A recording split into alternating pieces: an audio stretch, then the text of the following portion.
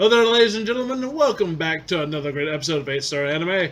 I'm Chris Brown, Mary's favorite black man, along with Dave the Head, Captain Smooth Roger Broom, and World's Angriest Black Man, William Harrison. Yes, that's right, folks. Your favorite Angry Brothers are back in town. Booyah! And today we've actually finished watching a great classic film, Ghost in the Shell. Classic. I mean, What are you trying to say, whippersnapper? Animation from 1894, just a little too old for you? Came out when I was young. oh my god. Didn't you say it came out in Japan in 94, though? Came out in Japan in 95. 95. Came out in America in 96. 6. Ah, So there you I was go. off by a year on both counts. Well, they were drawn in 1994. that's true. God damn it. Actually, I don't care. okay. Anyways, 89 if anyone really wants to know. 89. so ladies and gentlemen, This movie was in production for 6 years? No. No. You're talking about the manga. I was Yeah. talking about the Yeah. production. Manga started in 89. all right, you good? All right. Them was the funny books for the rest of us. Oh, God damn it! Shut up, David. Towards tradition here at 8-Star Anime, the person who brings the film gets to explain in a quick synopsis about the movie itself. That's you. So, Mr. Harrison, Whoa, it's on you. whoa. Ain't nobody telling me this shit. That's what happens when you But don't no watch spoilers. the show. Yeah. What's up with that? But no I spoilers. have been watching the show. Damn it, y'all leave me the fuck alone. To be fair, at the time of this taping, the first episode with a We didn't guest do that. hasn't aired yet. However, thank however, you. no. That's true. However, the movies we picked, who did the synopsis in each one? The person that picked them. Correct. So, bam. Please, Well, sir, bam, the no, synopsis. Hey, what? I'm Hold just saying. So, bam, the I'm synopsis. gonna give them ultimate synopsis. I'm just saying, somebody should have told me that first and foremost. I forgot. Wait. That would've been No, nice. hold on. Here's the other thing to remember. What? Technically, whose guest are you? I don't know whose. Yours. And Yeah. He Okay. should have warned you ahead of Should've time. warned you. This is very. I true. warned Larissa. I warned Josh. Here's the thing, nobody realistically. said If you two- want to get active, Nobody said two damn hold on a words second. to me, If you want alright? to, if you want to actually really get technical, you're calling him my guest. I will call this out right now. Good. He's the one who asked. He just picked him up. I set up the appointment. I set up the He appearance set up by the William. appointment. I'm about to say. Oh, so you're just admitting for all of our viewers you're slack. Gotcha. Correct. Ah. Anyways, I'm just Synopsis, I'm giving please, you sir. my guest. You're welcome. thank you. My second guest. Please, sir, synopsis. No spoilers. This is actually more fun than the I don't movie. care if you have I know, spoilers. right? I don't care if you have spoilers. Just go for it. Okay, Ghost in the Shell takes place in a place called Newport City. You don't actually know exactly where this is, although you assume it's Japan. They never actually say it's Japan. There's an awful lot of Japanese people if it's not Japan. And it also could take place somewhere in the Asia area, including, I don't know, China, because they have Asian people. Hong in Kong? China. I was about to say, someone made And a reference Hong to Kong. Hong Kong. It And looked I, like Hong Kong. And- I really felt that. I never thought about that before somebody said that. It looked like And downtown and it's also possibly it takes place in a different name for Hong Kong. But besides that, it follows a group called Section 9. In the way this differs from the TV show is, well, you know what? I'll talk about that later.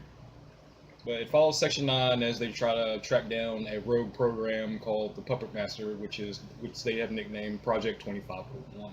And it's basically all the thing of it's basically from beginning to end the story involving Kusanagi, or everyone likes to call her the Major, which is just a nickname she was given actually by Bato, gave her that nickname in the comic, and they kind of used it for the movie.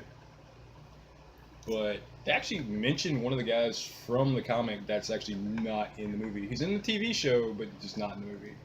I'll let you guys figure that out. But Yeah. that's pretty much what's going on in it. And really good film. A lot of jokes ensued with most of the action and everything else. Most of in us it. have seen it multiple times. Oh yeah. Ha! Except for Dave. Dave has seen it once a long time ago. And now So this again. makes twice. Long way before the internet. Back in the olden the days. start of the internet. Right? I Alright. have actually a question that may work in the synopsis, because there's a very important part that I didn't quite always understand, is what is the Major? As far as What is she? Like, she's kind of a cyborg body. Was she born a human? All that stuff. They don't really go into it in the movie. in the movie, they don't go into it. In the comic, they kind of go into it, but in Standalone Complex, which is the TV series, they go you actually get flashbacks of when the Major was a kid, and something basically happened. She came down with an illness, or she was in an accident. I can't remember right now. It's been a minute since I've seen Standalone Complex, but basically, something happens. It basically ravages her body, and the only way she'll be able to live is if Cybernetics. if she basically has a completely cybernetic body. And you actually get to see, because one part of the intro is her holding her favorite doll and crushing it because she hasn't gotten used to the her way strength. the way the body works. So, and then she actually goes in the first season, which is the regular Standalone Complex, not Second Gig. Second Gig is the name for the second season. She actually tells the story of how she broke her favorite doll. So, Yeah. Cool. That answer your question, sir? Yeah, because I mean, realistically, just watching the movie, she seems to be an artificial life form Yeah. that Yeah. may or may not be based on human brainwaves. the whole thing with the Ghost, which is the cyber brain that they use, it's kind of like a way that, okay, some scientists have theorized that you can map the human brain and then put it into A computer program. that, and it'll have the same like traits and everything else as that. So, damn it. Anyway, There you go. That's how we do things, yeah. no, I didn't think anybody would send me like. See, It you updates, said the so- ghost in the shell, and the machine came alive. And it went, Don't give away chirp. too many secrets. Yeah. Oh, That's mocking it, but Yeah. who knows? All right. So, ladies and gentlemen, Favorite scenes, right? yeah, favorite scenes I guess you want to put in film. Since Rod, you started talking about it, go for it. Yeah. My favorite scene is probably the opening of the movie. I love like the whole opening to everything, and this is kind of like right around the area where Lawnmower Man was, and there's a whole lot of like green floating by for internet stuff, for like this is on the net and stuff like that. And this kind of took a little bit from that, and it's inspired by Blade Runner also. So I kind of like the opening of this, and then like the whole opening scene was probably one of my favorite parts of the whole movie. This does predate Matrix, doesn't it? Oh yeah, Yes. by a lot. Not Well, by a like couple 2 years. years. Yeah. Roughly. The Matrix probably took a lot from this. Yeah, and you said Mr. Hilton. Mr. William. What's your favorite Which scene? part of the opening scene? Like the I like He's just I talking about the I opening, like the whole opening. Oh, the where opening. all the Oh, the binary opening. code and binary stuff. code, and then like her jumping off the building and stuff like that. And then whole opening is like one of my favorite parts of it. Oh, okay. Okay. So I was like slightly confused. Yeah. The scene at the end, it was one of my favorite scenes, to be honest. And one of the interludes was, I have like a few favorite scenes out of this. So I'll just give you 3 of them. One, like the scene at the end where she's screw it. Where she's fighting the giant think tank. Yeah. That's where that was one of my favorite scenes. There's a scene where where Togusa is in the interrogation room with one of the garbage men that you see early on. That's also a really good scene of mine, and you also come to the realization that, and you kind of feel bad for that guy because you realize something, that spoiler I would definitely not give to you guys, that you realize like this guy really believed what was going on, and you just kind of feel bad for that guy. He was a true victim. Victim, Yes, yes. And the whole like market scene was really good too. I like that as well. Yeah. Where they're chasing people to the market. Yeah, Yeah. where Bato's chasing another dude through the market, and they're having the whole, which culminates in the fight scene between Major and I forget his name. The guy she's chasing. Well, just the guy she's chasing. Yeah. And he was like, oh, his Well, he was kind of name was he was kind of a throwaway character, Right. Yeah. he was kind of a victim too. but yeah, but he was a victim too, and his legit name is Corgi. I remember that much. Mhm. I can't remember the fake name that he gave. Yeah. So, but yeah, that was several of my favorite scenes. I'd like to go last. Are you sure? Yeah. Oh god. Oh, yeah, who knows? Personally, the fight with the think tank was probably the part I liked the most. To be honest, especially towards the end of the film, like that and her going muscly armed on us. Yeah. I was like, heck yeah! I was like, damn, there we go. There's the woman I need. Gun show. No, get out of the film. No. I got this. I know I'm not in the shot. in, buddy. Join us. Sure. Chris would One start of to, us. One of Chris would us. start to relax and look at his phone, and then we'd say boobs, and he'd like, what? Shut up. And anyways, you sir. Okay, well, I wanted to take this moment to play the parent and remind everyone that this is a bit more violent. There is nudity. Bit more mature. Yeah, I mean, it's nothing sexualized, but it is nudity, and the violence does get a little rowdy. Little rowdy. Little. Yeah. Hashtag little rowdy. like body parts explode all over the inside of the car. Little rowdy. Little rowdy, just a little bit. Just a And the, little dude, bit. and the dude's head exploding in the beginning. I mean, Princess Mononoke got a little rowdy too. Little Yeah, I rowdy. did. All right. So realistically, my favorite scene was the tank as well, the tank fight. But I also liked the musical interlude of, "Hey, let's be artsy," Ah. as they set up for their trap. The first intermission, as a friend of me and a friend called The it. second one. Yeah. The second one's the one I No, like. the, The first one's where she's diving. no, that's not It's not not- an intermission. That's just a little introduction to the next scene. Yeah. The first one is when she's going through like the streets and everything. Okay, And, like, yeah, going that- that way. yeah. That's the very first. I'm talking about the second one where they're setting up the car traps and they're driving through the city and That everybody's one- that one's good. combing That was the. good. Yeah. I just kept waiting for like, "You belong to the night." That's a reference to Miami Vice. If anybody like just whew, right over their head. What you kids talking about? It's a hard rain in the city by the street. Oh god. This God. has gone downhill fast. Could it? I mean, This but goes downhill realistically, every episode. those of this visuals could This they is have not actually been fun. like The banter is the cyborg best part. noir? Hmm? Those visuals alone, could they have not been cyborg noir? Yes. You know what I mean? If they had changed the music and maybe you- darkened it a little bit. I'll get into that in a moment, actually. All right, ladies and gentlemen, I think it's about time we get to our scoring portion as we talk about the visuals.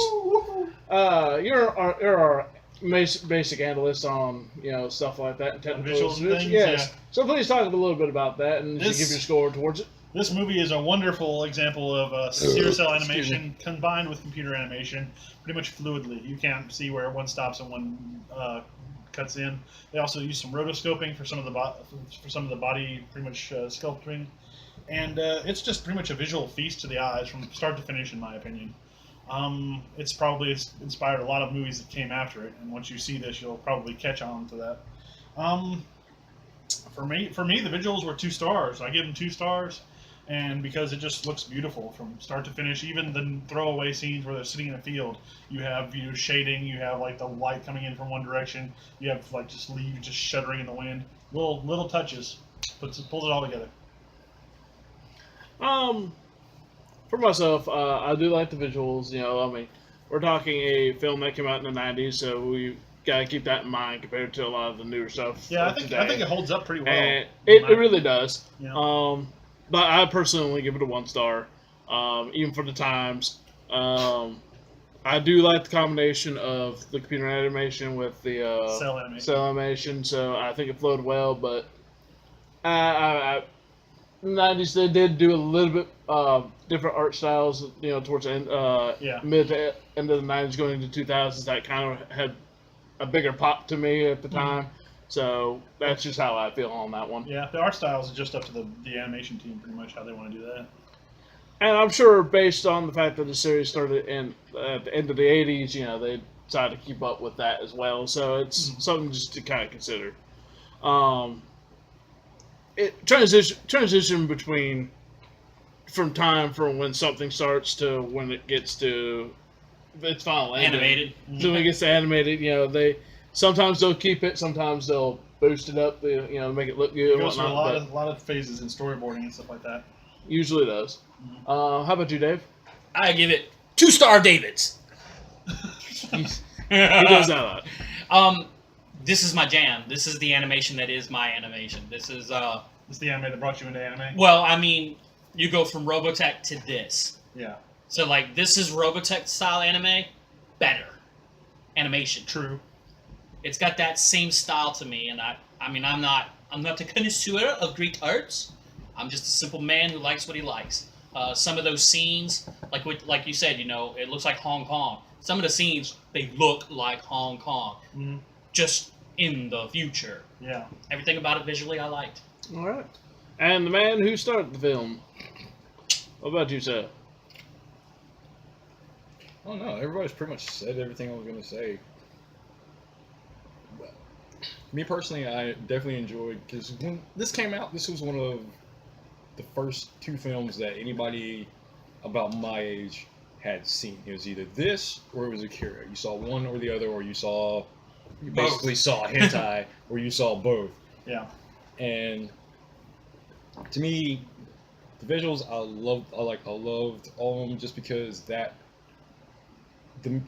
definitely the traditional mix of the full backgrounds and the regular cell animation and the blend of computer animation.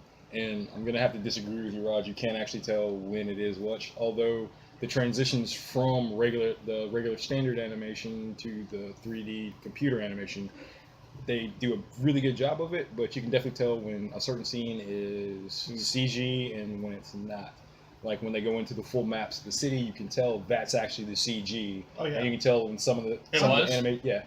I really. I mean, It's the fight scene in the market with the like, projection we're with still at the- the beginning stages of using computer animation and wanting to do stuff. Yeah, because This- it's basically Production IG, which did this, and lots of other anime that you'll realize this is one of their starting projects where they just got to the point where they're starting to blend animation together, at least to my knowledge. I may be wrong with that, but then they actually did a really good job. But I don't know, for some reason I pay a little bit more attention to detail and stuff like that. But I still loved it. It still holds up, and I gave it 2. So there's that. Alright, ladies and gentlemen, we'll head on to our audio portion. Let's see if we go backwards this time. Will, what did you get for an audio for our show this evening? I actually gave it 1 for audio, just because while the visuals and the music hold up, the story kind of, well, not really the story, but being a long-running fan of the Ghost in the Shell series, I've seen and heard the way the voice actors portray each character throughout each series, including the more recent one, Arise, which is really good, and it's apparently a prequel to all of this. And in this, it seems like the person, the American talent, which I used to know her name, can't remember right now, who does voice acting for the Major, sounds like she's kind of like going for the whole emotionless cyborg thing, whereas Bato basically is Bato. He's the cybernetic Grizzled old vet. basically, yes. And they delve on him a little bit more in the TV show, but Bato, no part of him actually changes. Togusa is still pretty much lovable. Is that the human guy who loves his handgun a little Yes. too much? The Okay. one that, He takes it home. He puts it in a little made bed for it. Puts a little Yeah. blanket over it. Tucks it in. Read he story loves, too. okay, he Togusa really loves his mate hair He really does. because he finds It was more, enough that you said it when he said it. Yeah. When he said in the movie, "I love my," you were quoting with him. Yeah. Yeah. Like I said, seen this several times. If I quote it verbatim, it's one of my favorite ones. And what Togusa is still that. Togusa is basically still that detective, and you get a lot more of that in the TV show. You don't get to meet. The only thing you don't get to meet is Buma and Pazu. Buma, Pazu, and Saito are the 3 you don't get to meet, but you get in either of the 2 movies, which is this one and the second movie, which is a sequel to this, Innocence, which is really good. Yeah. But overall, the audio kind of like doesn't stand up in this one because I got spoiled with better versions of the actress who does Kusanagi's voice in later series. That's the only reason why. I give the audio 2. 2? Because I enjoyed all the pretty much. He's voice already acting wrote and all the everything. scores down. No, that's not the Yeah, part no, that I'll bugs me. cover Is the some way of he them. does the whole like. See, it's 2. But we're all doing that. Sure No. the It's camera gets it. how he does it. Like specifically for some reason. I don't know. Apparently, you need to do it with sock puppets. Oh, okay. Yeah, But I like the audio in here. I like the voice acting. I liked all the Foley. I liked all the machine gun effects and everything like that. And I mean, I liked it pretty much start to finish. The more you drink, the funnier it gets. No, We're not advocating alcoholism. Just saying it kind of helps. Gotta be 21, kids. I am. Anyway. All right, Dave. I gave the audio a 1. There's a lot of the things about it I do like, and sometimes to me the music didn't really stand out, but it didn't stand out bad and it didn't stand out good. Ergo, it did its job. I mean, I'd have to agree with you on that one. I mean, it's nothing that like drew my attention away from anything, but at the same time, it didn't necessarily, you know, not everything to me was 100% complimented, but like even my thing about the intermissions, like especially like the second one, there's a whole lot of realistic action going on, but it's all melody, and it's like I'm thinking to myself like I don't know if it was a little more hard hitting, like this is an actual. It's kind of a It's relaxation. It's part. kind of like a mint. It's kind of like okay, the way they're set up, it's supposed to be like a calm before the storm. Yeah. I understand that, but like the whole movie is like a piece. But of I music, like and that that's better like the when rest. it was her going down the river, and then, all right, now it's pretty much chasing after that, and the action right after that. Mhm. I'm like that kind of I can understand, but this one was kind of like there's action literally going on in the background. I mean, to a certain degree, there's a chase. They're doing this whole thing. I mean, there's a bunch of stuff going on. That's not just simply, we're floating down the river. Yeah. I'm just saying. So I personally, No, go ahead. give it the old 1 star on that one. Look for part 2 of Ghost in the Shell review by 8 Star Anime on the ECS network.